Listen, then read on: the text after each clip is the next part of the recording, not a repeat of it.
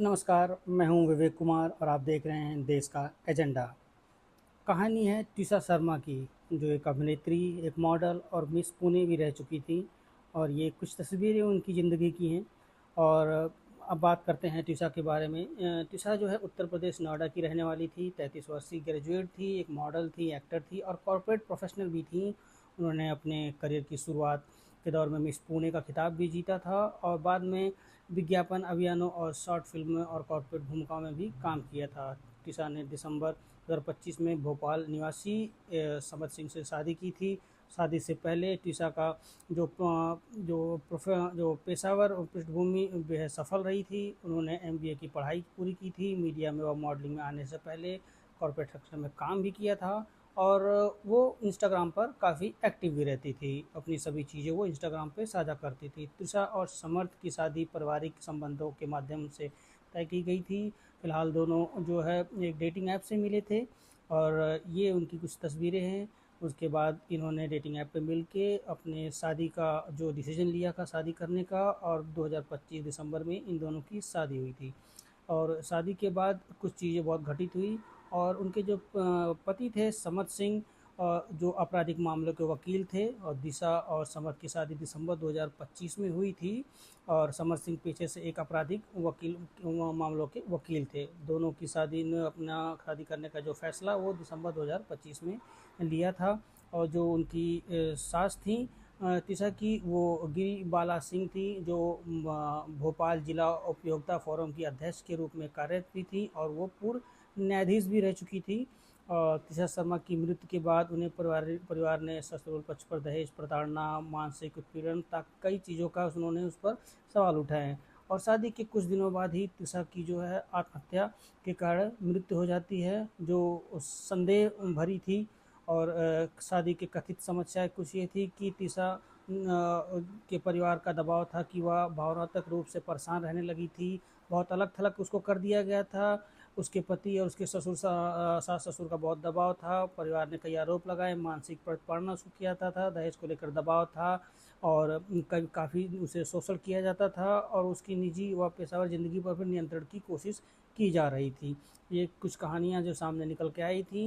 अक्सर जो 12 मई की रात को ऐसा क्या हुआ था कि तिशा की उस दिन जो उन्होंने आत्महत्या कर ली।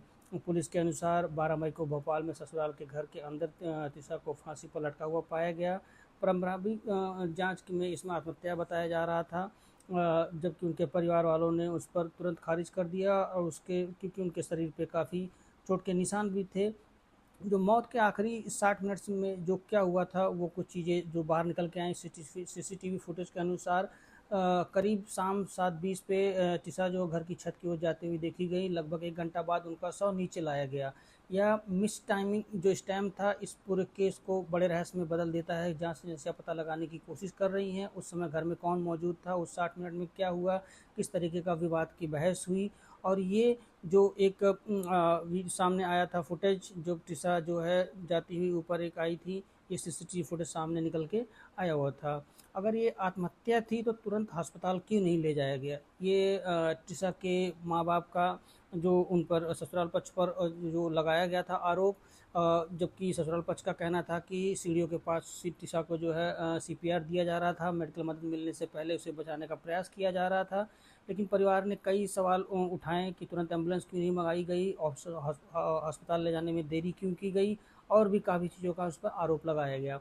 मौत से जो पहले जो संदेश टिशा ने अपने घर पे भेजे थे अपनी माँ को, वो बहुत दुखद थे कि वो मानसिक रूप से बहुत तनाव में जी रही है, बहुत परेशानी में जी रही है, ससुराल में असहज माहौल की बात कर रही थी, लगातार मानसिक तनाव में जी रही थी, शादी को लेकर बहुत तनाव था उसके ऊपर और मानसिक उत्पीड़न की बात उसने जिक्र की थी।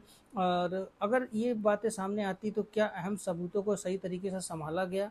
ये केस की सबसे बड़ी और विवादित बातों में से एक है। परिवार लगातार आरोप लगा रहे थे कि सबूतों से छेड़छाड़ की गई थी, जांच में लापरवाही हुई है और क्राइम सीन को सही तरीके से सुरक्षित ना रखने का भी आरोप लगाया। पोस्टमार्टम के दौरान सब बड़े सवाल को उठाया और कथित तौर पर इस्तेमाल हुई नायलॉन रस्सी, बेल्ट, मेडिकल बोर्ड, इन सबको सवाल उठाया गया। और पोस्टमार्टम रिपोर्ट से और भ्रम क्यों बढ़ा? क्योंकि रिपोर्ट में जो था, फांसी में जुड़ी कई बातें दर्ज थी, शरीर पे अन्य जगहों पे चोट के उल्लेख भी किए गए। परिवार का कहना था कि रिपोर्ट चोट की पूरी व्याख्या नहीं करता और कई फोरेंसिक सवाल अभी भी अनिश्चित हैं। आत्महत्या थी टीसा की या उसे उकसाया गया था? ये कुछ अहम सवाल सामने आए थे और पुलिस ने शुरुआती तौर पर फांसी को आधार पर आत्महत्या की आशंका जताई। आत्महत्या के लिए उसका उकसाया गया कि कई विरोधी भाषाओं में कारण के कुछ लोगों को शक था कि घटनाओं को आत्महत्या दिखाने की कोशिश हुई थी, सबूत छिपाए गए या किसी तरीके की साजिश हो सकती है। अभी तक किसी अदालत ने अंतरिम रूप से तय नहीं किया गया कि सच्चाई क्या है, वो बात अभी सामने खुल के आनी बाकी है। यह मामला दरअसल अब राष्ट्रीय स्तर पर बहुत बड़ा हो चुका है। आरोपियों को रिटायर्ड जज जो गिरबाला सिंह उनका भी नाम शामिल है। संस्थागत प्रभाव से आरोप लगे हैं, सोशल मीडिया और फॉरेंसिक विसंगतियों वायरल हुई हैं, जनता का गुस्सा और समर्थन देश भर में बढ़ा है। बाद में सुप्रीम कोर्ट ने इसमें हस्तक्षेप करना पड़ा और निष्पक्ष और पारदर्शी जांच सुनिश्चित करने का जोर, सभी सबूतों को सुरक्षित और सही तरीके से संभालने का निर्देश, मीडिया ट्रायल से बचने की कोशिश। और वर्तमान स्थिति ये है, फिलहाल मामले की जांच कई स्तरों पर की जा रही है। फॉरेंसिक सबूतों की दोबारा जांच हो रही है, सीसीटीवी और डिजिटल रिकॉर्ड को विश्लेषण से जारी किया जा रहा है। अदालत में कानूनी कार्रवाई चल रही है, जांच एजेंसियां हर एंगल से इस मामले की जांच कर रही हैं कि टीसा की मौत के पीछे आखिर क्या सच्चाई और क्या रहस्य है। और जो कुछ और सवाल थे जो कि सीसीटीवी फुटेज को कथित रूप से गैप क्यों है, उस चीज़ों को भी सामने मुद्दा रखा गया है। गवाहों के बयान पर कथित तौर पर फुटेज को से मेल क्यों नहीं खाते हैं, क्या घटनास्थल को सही तरीके से सुरक्षित किया गया है। टीसा के परिवार ने इन आरोपों को लगाया है और प्रशासन ने घटनास्थल पर तुरंत सुरक्षित नहीं किया, जिससे सबूत और दूषित होने का छेड़छाड़ की संभावना पर उठे सवाल। सच्चाई अभी पूरी अधूरी है, सभी सवालों का अभी कई जांच के दायरे में है और इनकी जांच काफ़ी स्तर से की जा रही है।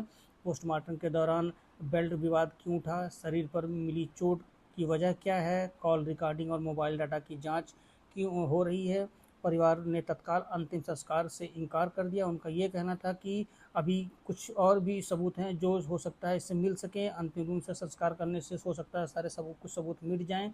अब यह मामला काफ़ी राष्ट्रीय तौर पर आ चुका है। जो गिरबाला सिंह है, जो उनकी सास थी, वो उनका भी नाम शामिल है और इसमें अब कोर्ट ने कई चीज़ों को लेकर के इन पे पूरी तरीके से इसको अपने अंडर लिया है और कई फॉरेंसिक रिपोर्ट को जांच अभी भी समीक्षा की जानकारी की जा रही है। अब फिलहाल के लिए पुलिस ने जो टीसा का पति है वो फरार है, उस पर 30,000 का इनाम रखा है कि कोई नाम बताने वाले को 30,000 पर दिया जाएगा। जो टीसा की उम्र खैर 33 वर्ष थी। 12 मई को भोपाल कटरा हिस्सर स्थित में अपने ससुराल के घर में मृत्यु पाई गई थी और रेड अलर्ट भी जारी कर दिया है। भारत न्याय संहिता द्वारा उन पर 802, 85 और 35 सहित दहेज प्रथा अधिनियम के प्रावधान के तहत एफआईआर दर्ज कर ली गई है और इस पे अब पुलिस की गहराई से जांच कर रही है और दोषियों के खिलाफ सख्त कानून कार्रवाई की जाएगी। और पुलिस ने इस पर रेड अलर्ट भी निकाला है उनके पति के नाम, क्योंकि वो फरार हैं और उस पर 30,000 का जुर्माना भी लगाया गया है।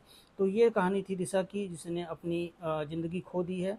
और हमसे जुड़े, हमारे चैनल देश का एजेंडा को ज़रूर फॉलो करें, हमें सब्सक्राइब करें ताकि इस ऐसी खबर हम आप तक ज़रूर पहुँचाएँ। धन्यवाद।